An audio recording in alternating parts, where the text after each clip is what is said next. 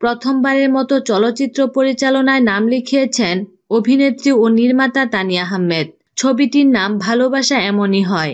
গত শুক্রবার ২৭ জানুয়ারি ৭টি প্রেক্ষাগৃহে মুক্তি পেয়েছে ছবিটি।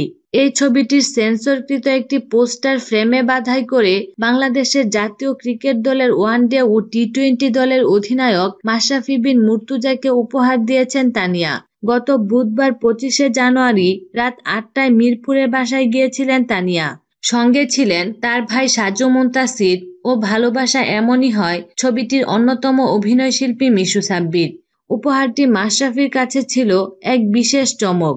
ভালোবাসা এমনই হয় ছবিটিতে জুটি বেঁধেছেন লাক্স খ্যাত তারকা বিদ্যা সিনহা মিম ও ইরফান সাজ্জাদ।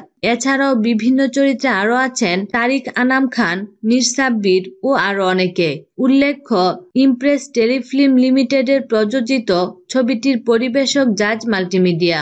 বিনোদন জগতের নিত্য নতুন খবরাখবর জানতে আমাদের চ্যানেলটিতে সাবস্ক্রাইব করার জন্য আপনাকে আন্তরিক ধন্যবাদ।